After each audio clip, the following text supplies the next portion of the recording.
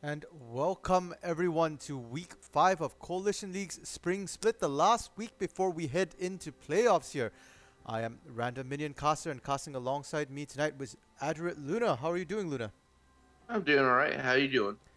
Good, good. Very excited to be here for week 5. And for our viewing pleasure, game 1, we'll be looking at Shadow Keepers versus C2 here. That is the 6th place and 5th place teams respectively here. C2 still having a shot at this moment to try and contest for the 4th spot here. Shadow Keepers not having a chance to climb beyond 6th place. And the picks and bans are done here. And if we take a look, C2 is fielding a completely different roster from last week, pretty much, and have lost 2 bans because they're also using an E-sub here.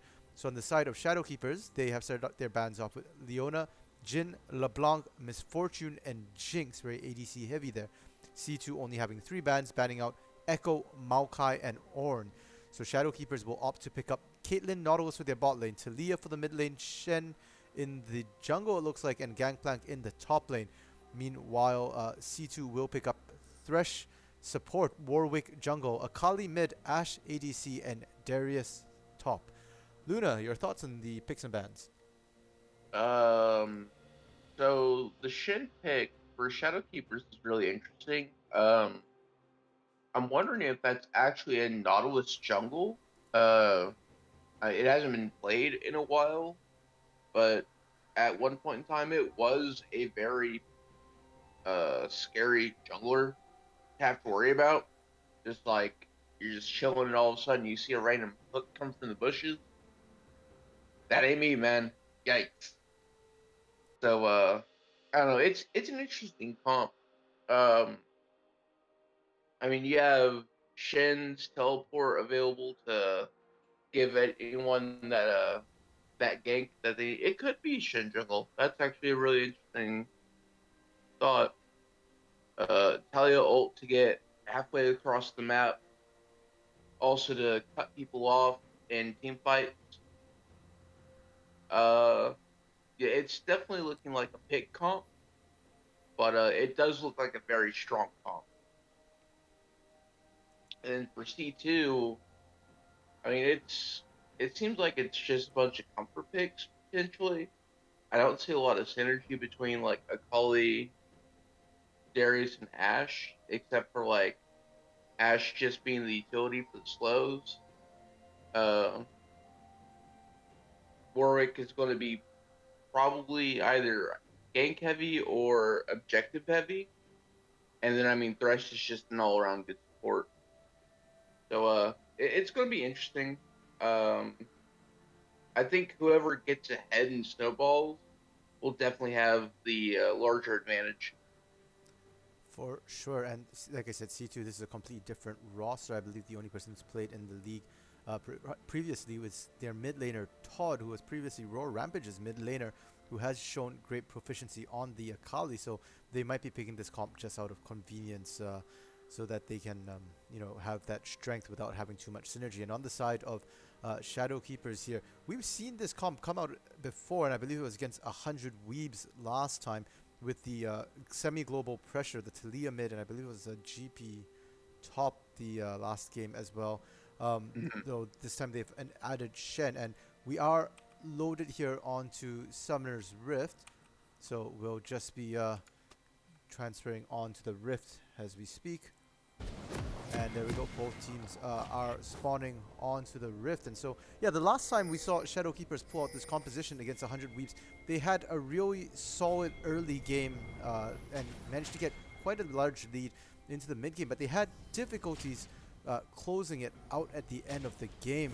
So I'm really not sure if they'll have the same problems running into C2, but C2 also less coordinated, or certainly has had less time to practice together. Now we do see 30 wards seconds coming out until here minions from both spawn. teams trying to get control over the river. Top side will get heavily warded by both teams, but on the bot side it looks like only C2 will place a ward in the pixel bush here. So they will get any vision for an invade, neither team really wanting that invade here. And as one thing to point out is it does turn out to be the jungle Shen, or potentially the river Shen here, while the Nautilus will be the support. Okay.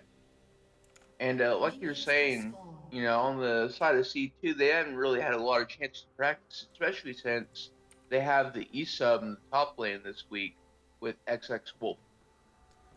Right. And XX Wolf, if you had a chance to check him out, he is a fairly strong solo laner there, often seeming to have quite a good KDA and leads there. His Darius fairly common champion for him to play, so hopefully he will be able to get that lead there. I do expect to see, I think, mid lane go the way of Todd, even though Alpals has shown himself to be a fairly decent laner as well. Yeah, I'm not exactly sure who wins that lane out of Talia and Akali. I want to say it's Talia because she's ranged, but Akali just has so much burst. Once you get to like level 2 and 3, it's kind of terrifying. Definitely, and on top of that, if Talia can win her lane, she will be able to snowball all the plays. Bot lane though, non-stop rain landing a very, very good hook with the Nautilus. Will get a lot of damage down onto Sustain, but not quite enough to burst him down. Sustain though will have to be careful for the next little while. Less than half health right now after that burst, but there is no Ignite in that bot lane. So slightly less kill pressure on the side of Shadow Keepers here. Right. With the fresh Nautilus. Oh, jeez. And there we go, another hook lands, the stun comes down, but the damage was not there. Louisville Jet not in position to pull up Sustain, throwing out a death sentence, but will only hook a minute. So as I was saying, the difference in this is it's more of a skill matchup usually for Thresh and Nautilus, but the edge does go over Nautilus just a little bit, just because he's a lot tankier than what Thresh is early, and Nautilus just has so much more RTC than what Thresh does. For sure, on the jungle, GTH here finding himself in an unfavorable position as XX Wolf and Wild Goose Chase do get into his jungle, getting the vision, getting the thing, and will get first blood there onto Wild Goose Chase. Yeah, and then Todd just showing exactly what I was talking about.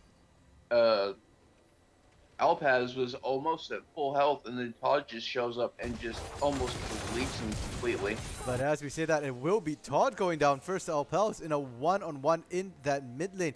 The Ignite sufficient to finish him off there. Yeah, as you mentioned earlier, the Talia versus Akali. Talia might win that. She's got a lot of AoE spells, and if she wins that lane, I'm not sure that's a beneficial thing at all for C2, because Akali is strongest when she can 1v1. If she can't handle the 1v1, I really don't know if she will be able to match the Talia pressure there. Right. It almost makes me wonder if at some point they'll just try to go for a lane swap, or at least get Akali on her own, just so she can get that farm while everyone else does like maybe a 1-3-1 or something like that. But again, that's only if Todd gets behind on the Akali, so only one death, that's not too far behind yet. Definitely, we've seen Todd down early in lanes before, but he usually knows his champions fairly well, and we have seen his Akali specifically before as well, so definitely not out of the game yet, just because he has fed one kill over. And as we look at the map here, we do see both junglers in the bot side of the map. GTH was poking around that bot lane, seeing if we could get a gank in, but Louisville and Nonstop Rain were shoving their lane, and they seem to be doing that a lot in the bot lane right now. A lot of pressure. Dragon is coming up right now as we speak, so if they can actually keep that pressure on, they might be able to sneak that Dragon, but we'll have to see. Rivershed not known to be the fastest solo objective taker here. Right. I mean, Shin, he can put out a lot of damage, but he usually needs like 2, sometimes 3 items before he can do so. Mid lane, Todd getting in, dodging out, waiting out the abilities of Alpaz. Will not be able to take him down, but just in that swift exchange, taking about 60% of Alpaz's health there. Alpaz will have to be careful. Ignite knockdown is going to base after that to buy some items and get his health back up there. Yeah, and looks like this game it's just a single teleport on both sides, so there's not too much to lose from backing at this point if you're Alpaz, just deciding to play it safe. Yeah, no, and even though they only have one actual teleport summoner spell, they have two more pseudo teleports on their team. Selia's wall able to get her all over the map here, and GTH with the Shen will be able to get to anywhere on the map that his allies need, as long as he's got an ally to get to here. Bot lane Sustain not really able to land his death sentences here, has not really applied much pressure, but Spenlao doing a great job so far, farming despite being shoved in under turret the entire time. And looks like we are having a disconnect here on the side of C2. Wild Goose Chase disconnecting for a short moment there. Will be back, will not lose any map pressure for it. So to point out those thresh hooks that we keep saying, a lot of them actually aren't aimed at either Nonstop Brain or Louisville. So I'm wondering if he's just trying to reposition the wave into a more favorable position to get a better freeze. That would definitely be a very wise use of that death sentence. But right now, Svenlau is getting just shoved in, unable to really reach the minions. Like I said, he's been doing a good job farming under turret all game. And Wild Goose Chase hasn't really shown pressure bot, despite his bot lane setting up favorable gank positions. And we say that Wild Goose Chase is arriving. Sustain going in there. We'll get the play backwards, but a beautiful hook from Nonstop Brain, almost getting him out, except that he gets death sentence finally caught and taken down there. So Spenlao and Sustain getting a kill for themselves in that bot lane with the assistance of Wild Goose Chase.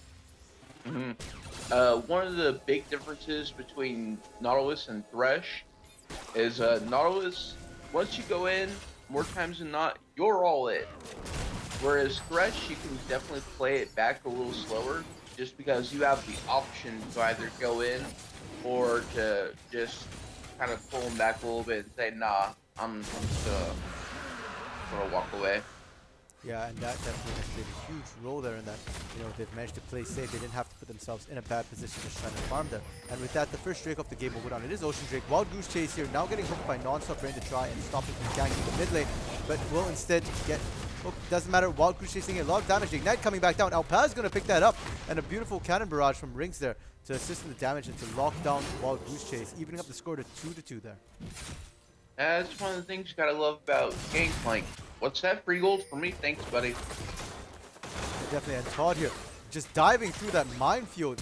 Complete doesn't care, takes all the damage, but that's because he knows he doesn't care. He can just go right in. We'll be able to pick up El Pels under his turret, getting the flash out of El Pels while he was at it. Very good turnaround from Todd. Wow, that was like 100-0 in like 3 seconds. That was nasty. Yeah, he went from his turret all the way to El Pels' turret there. Really, really long distance now. Top lane, the guillotine comes down and Rings, but he takes an orange. Will it be enough? No, it will not. The bleed's coming down, and oh, he does manage to survive. It looks like, no, just prolonged his life a little longer. Not quite enough to survive. Will go down to XX Wolf. That was really close. That was a very good attempt to get out by Rings. But Darius Bleed is not to shake a finger at. Going to go down here, but Spenlao turns a little too quickly. Had problems taking that down. It was a beautiful enchanted crystal arrow to reposition Louisville into a position where he got hit by Sustain's death sentence. Good play, good dual lane combo there in the bot lane, and Nonstop Brain wasn't there, was back at base, so Louisville will go down 2v1 quite smoothly in the bot lane there. And very good for Sustain, knowing to step up just to make sure that he can take those turret hits for the Ashe. Yeah, and they needed it because they turned a little too early, and that caused them to almost lose that. Now Nonstop Brain getting hooked again. Will likely be able to side this. He's tanky enough, but will take a lot of damage for that. The shield comes out a little late there. Will be taken down to 50% with 1 death sentence. Yeah. The death sentence play is like, it can do a surprising amount of damage depending on what you're maxing first and how many souls you've left. Top lane is getting aggressive again, but this time it was a bait. Was just trying to get it out, but it doesn't matter. GTH gets over to him, outs over, but it won't be enough to keep him alive. Wild Goose Chase has arrived now. XX Wolf looking to pick up another kill there. That's a 2 for 0, and El Pels now wandering through the jungle, but Todd's riding on him the entire way. He's extremely low. Todd flashing in to pick up the kill. Will take a lot of turret shots, but will be able to survive, not just barely not taking the final turret shot, taking down. That's a 3 for 0 for the side of C2 here. That was very impressive. Alp has the late roam. Unfortunately, Coley is just like, hey man, you ain't going nowhere. I got you. Yeah, and I've got to wonder why he didn't just take the wall there, the Weaver's wall, all the way up. He was actually just walking up, and the entire way he was taking damage from Todd. I'm not sure if he wasn't paying attention, didn't realize that Todd was killing him, or whether or what he was thinking. Really, that was a very odd decision on his part. Yeah, there's a chance that he might have just been watching the match in the top lane while walking there and not actually having the screen on his character. So he might not have noticed he was taking damage. And the only thing I could think of is maybe he was gonna walk up for the gank and then head back to lane with the ult. So I don't know. Yeah, that would have been efficient if he pulled it off. Unfortunately, the top lane was already down before he could even do that. And that's really unfortunate if that's going to cost him a lot. Now bot lane, the Enchanted Crystal Arrow landing onto Non-Stop Brain. A walk up and play, and Todd's in the area, but the Death Sentence, the delayed wait there, baits out the flash from Non-Stop Brain and gets the kill. Todd now on a killing spree as he comes in time just to pick up that kill, and Todd is starting to become that monster that teams have to worry about. He's 3-1-0, 300 gold bounty here on Todd. Yeah, that was a very good attempt. Like that was just textbook. Like I don't know what more you can say about that. That was great. And now in the top lane, another gank going off. Wild Goose Chase outs in, but he takes an orange to get himself out there. Rinks is still bleeding, but it looks like this time he will have enough health to get out. Just barely here. XX Wolf starting to dominate that top lane. Yeah, XX Wolf definitely being a powerhouse right now. It makes me wonder if they're going to pick him up permanently or if he's just going to be ESUB for their week. Yeah, we'll have to see. Rinks now getting ganked between his turrets by Wild Goose Chase, just running at him. But again, doesn't have, there's not enough CC.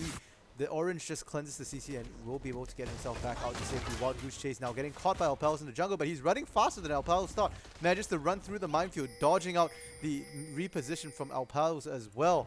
And now he's just running away to safety here. Yeah, Taliyah not quite able to get anything. The seismic shove not able to land there. That skill shot, unfortunately. The XX Wolf in the meantime just pounding away on that turret, will be able to get the first turret of the game here for C2 at 1330. Yeah, it was very nice. And meanwhile, SK gets their first dragon with it being a mountain strike. Yeah, wise trade on the side of Shadow Keepers there, trying to take the drag in exchange for the loss of topside pressure. And they were assuming, and rightly so, that on the side of C2 they would just go up there and take the Herald. So neutral objectives being traded here, but 9 kills to 2 the score right now in favor of C2. They're up about 5,000 gold, and that's a commanding lead at the 14-minute mark. Very. And I mean, you know, we have Akali already with 1 full item and tier 2 boots. So I mean, Akali with the Gunblade is horrifying. It's going to be very difficult for them to stop Todd at this point. It's going to be short of just Todd making a mistake. Yeah, and Todd buying the Merc Treads as well. Interesting boot choice. I'm guessing he just wants better survivability against the poke that Alpals has been throwing out there around the bot lane. They did clear out the tri-bush. There's no wards there. And Todd looking to see if he can get into there, but it looks like he will back out as they've lost vision in the bush, lost control there. Just going to get some deep wards, see if he can catch Alpals in rotation. But Alpals taking the safe route this time, maybe? Yeah, he does, and drops a ward in just outside the bush. It looks like he missed the bush there, but it's good enough to spot out Todd, and so he will rotate back to lane safely there. Yeah, it's a good choice to go for that ward, although it's just getting cleared now, but it did keep him safe, so... Warding saves lives, folks. Jot that down. Definitely, and on the side of C2, they know that wards save lives, and therefore they're clearing them out because they don't want SK to survive at all in that area. They've got all sorts of vision wards there in that area in the bot side, which now SK is desperately trying to clear out, but they have to be careful. Bot lane, another death sentence lands. The Enchanted Crystal Arrow missing on a stationary target here. Louisville having to flash himself to safety. We see the Shen out coming down to protect him, but not necessary, as Louisville was already out and on the side of C2. They'll just disengage that. They had Todd and Wild Goose Chase hovering on the side, just waiting for SK to step out, but SK not wanting this decides to end the engage there. Yeah, it was unfortunate. Oh. Wow, and a forced flash out from Todd. Alpal was just walking by. Will flash to get himself to safety, but he just flashed himself into the waiting arms of XX Wolf, who just grabs him. Wild Goose Chase jumping and flashing in to get the kill assist there as well. Or the kill, actually, in that case. And now they've dropped the Herald mid as well. They are looking to get that mid lane turret here. So that will be 2 turrets down in favor of C2. Yeah, that was a very good dive by Wolf there. He did not feel that. It's not over, as Wolf had a good dive, but continues diving, and this time he didn't have a team to back him up. Will end up going down under turret. Bot lane, another engage coming down. Beautiful death sentence. Get on to Louisville Jet to slow him down. We have Wild Goose Chase coming in. He gets the fear, he gets the other, and now Non-Stop Brave flashing himself to get up, but Todd just diving in, does not care. Will care now as he ends up taking a lot of damage. Ends up flashing out, but re-engaging. Will get the kill at the expense of his life. Spenlow extremely low here, and we do see GTH flanking. He gets the flash, but doesn't get the taunt, and so Spenlow will be able to survive, sustain taking a lot of damage from Alpals here. Wild Goose Chase also very low. They're all looking to disengage. GTH looking to try and just chase him. Alpal's not quite able to land the seismic shards, but GTH now will be death sentence. Will he get under turret? Not quite, but the teleport coming in from XX Wolf here will catch Alpals. Now GTH going down to the slows from Ash, and Alpals finally going down as XX Wolf's teleport helps net them the kills. That's a double kill for Spenlow in the bot lane. Whew, take a breath, my dude. Jeez. That extended fight lasted for like almost an entire minute, and that was technically an extended ace because all 5 members of SK did go down. Yeah, and Rings though, managing to run top and getting that first third of the game for Shadowkeepers, trying to even at least that particular trade as C2 picks up the last outer turret for Shadowkeepers. Now 18 minutes, the gold lead has increased by another 1,000, 6,000 gold lead here. Dragon coming up about 20 seconds. This will be Cloud Drake, and all Drakes from here on out will be Cloud as well. Both teams would be more than happy to reduce their ultimate cooldowns. Yeah, I definitely think that Cloud Drake is going to be more in favor for C2, having Darius ult, Warwick ult, and Ashe ult. Like, I mean, they have so many more ults, I feel, that would benefit them. Well, I don't know, because then on SK you have Shen, you have Nautilus ult. I take it back, it's pretty equal. Pretty equal. Yeah, both teams, everybody loves ultimate cooldown, and now GTH getting stunned up will not be able to attempt the Ocean Drake's, the Cloud Drake steal there, and the Cloud Drake will go over to the side of C2. And a point blank arrow here from Spenlow trying to catch GTH, but Alpals is there to discourage them as he drops the seismic shards down, all the minefield basically just to stop the enemy team from engaging here. They will back out. And, you know, from what I understand of this semi-global comp, they want to get isolated targets, but it's getting late now. And now Alpal is getting caught out. GTA trying to out him, but it won't be enough. He will go down too quickly as 4 people on the side of C2 catch Alpals alone in the mid lane. Yeah, that was very unfortunate. Like, I don't know why you're just going to be there by yourself when you know that almost all of C2 is pushing up like that. Yeah, and speaking of by themselves, Non-Stop right now is going to be the one caught by himself, getting collapsed in by 4 from all different directions.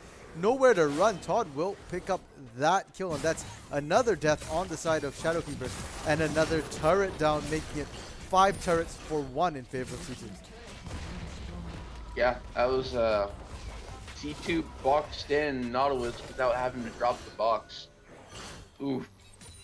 That's and I mean, like, Nautilus ideally is, maybe except for Shen, the tankiest person on the side of SK. So if you see your tank getting deleted like that, you have to be worried at this point.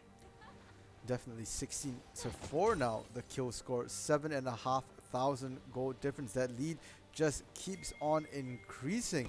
And, you know, for the side of Shadowkeepers, what can they do? Just stop getting caught. That's all I can really say, man. It's like almost every other minute you're seeing someone by themselves getting caught by 2 or 3 from C2, and it's just like that you don't need to be there. Yeah, and Just kind of play safe. ironic considering that their comp is the one that's supposed to excel at catching targets and making sure they have uneven numbers here. But yeah, they're so far behind right now, and we had some questions about C2's composition. Not a ton of synergy here from the individual members of the team. Just a lot of damage, but I guess when you're ahead and you want your lane that hard, it's a win lane win game comp, and they certainly won their lanes. Well, there is that, but there's also just like being able to be on a comfort pick, like even if there's just like a little bit of synergy here and there, like you have Ashe that's able to help everyone with just passive slows. Thresh pretty much goes with anyone because I mean, you hook someone, they die. That's been the name of the game lately. Yeah, So definitely just the amount of damage they can put out, and just yeah, the death sentence lasts a long time too. Now Wild Goose Chase diving Rings, but Rings the one hardest to CC here. He has his oranges and he will be able to get out, and now we see a possible catch here. Todd getting caught down, will get shut down by Rings as they try and dive Rings in the turret, but a beautiful Reaver's wall will keep them in place, and a cannon barrage to lay down the damage. So good start to Shadowkeepers, who was trying to come back there. And now Non-Stop Brain getting the catch onto Sustain. He drops the box, but this time it won't be enough as the entirety of SK is there. Only Spenlau in the area to try and keep him alive, but Spenlau has to run to keep himself alive. Now that's a 2-for-0 catch for Shadowkeepers. and that's exactly what I was just saying. Just play safe, play together when you can. That's all you have to do. It's like, I mean, yeah, I understand that getting kills helps in games, but at the same time, just like, you don't have to go chasing for kills if you don't need to. You can get a few kills here and there, play safe, farm up, and then contest objectives when you can. Yeah, they'll just need another 5 more of those sort of catches to get themselves back in the game here. But wholly doable on the side of C2. They don't have a lot of siege potential here. They've got death sentences to try and catch people out under turret, and they've got some poke from Spenlau, but other than that, not a great siege composition. So if they can just hold out long enough, they might be able to get back in the game. Baron is on the table right now. Drake coming up in about 30 seconds here. It's not so Drake quite yet, so will not necessarily be the most pivotal point of the game here. Well, yes and no. It just kind of depends on the call from C2, I feel. If they see Shadowkeepers go for that Drake, they could opt just immediately go for Baron, which would be a much more valuable buff at this point. Definitely. And one thing interesting to note is the far side trinkets on the side of C2 here. There's 2 of them. Major uses a defensive trinket. They've got a lot of them now. Meanwhile, top lane, we see the cannon barrage come down. GTH getting to Rings, putting the shield on to keep him alive. Now XX Wolf is in a 1v2. He's not tanky enough. Will go down, so it's now a 5v4 situation. But on the side of C2, they instantly start turning and going straight onto the dragon here, so they will be able to secure that, as Shadowkeepers didn't quite have the numbers in position since GTH left to go and protect Rings to the top lane. And that was a very good call. They see Shen in the top lane, they're like, okay, he's preoccupied, let's just take this dragon, it's free. Yeah, so a life for Cloud Drake. I'm not sure if that who exactly wins out in that trade. XX did not have a bounty on him when he went down there. It's a good question because I mean, honestly, yeah, if I was SK, I would want the Drake, because C2 having 2 Cloud Drake under the belt, that's 20% ult TDR on top of any other CDR that they might have, and it does exceed the normal 40% cap. Yeah, definitely. That means there'll be that many more guillotines coming down, that many more enchanted crystal arrows coming down, that many more infinite duresses being thrown around the fight. And right now, only Rings able to get out when he gets CC'd there. So definitely not something that Shadowkeepers wants to have to deal with. And now both teams can begin focusing on Baron, it being the only neutral objective up on the map here. Currently, Shadowkeepers has good vision around the Baron, will be able to see if C2 wants to try and start it up. Yeah, it'll definitely be interesting to see if they just go for a bait or no. It looks like they're just going for a 1-3-1 right now. Yeah, and for the side of C2, 1-3-1 is looking good for them. They have the advantage in the 1v1 matchups for pretty much every single lane here. So they can quite easily do that. Wild Goose Chase just walking and smiting that blue buff that Alpals and Rinks were starting up there. So that's going to be a free gift over to C2. Yeah, he's like, you want this? You guys want this? Nah, I'm gonna take this from you. Thanks. Yeah, the minor neutral objectives, and that is a good take for Wild Goose Chase. The GTH is already down quite a bit of gold here. And if we look at the gold differentials across the lane, the top lane is actually the most even lane here. Only about 700 gold difference between Rinks and XX Wolf. Rinks doing an amazing job keeping himself in the game here. His turret, the only one still standing among the inner turrets. If we look at the jungle, though, also about a 700 gold lead for Wild Goose Chase. Surprisingly, when you consider the 318 versus 132 score line here. Mid lane, there's a very large difference, 3k, and now Todd getting caught out in the top lane. The depth charge comes down, but the Shroud will be able to get him to safety there. So that's three ultimates burned in the top lane, trying to kill Todd, and only one burned. But Spenlau did have to burn both Flash and Heal as well to get himself out, making sure he didn't get caught there. So a bit of trade for summoners for ultimates in the top lane.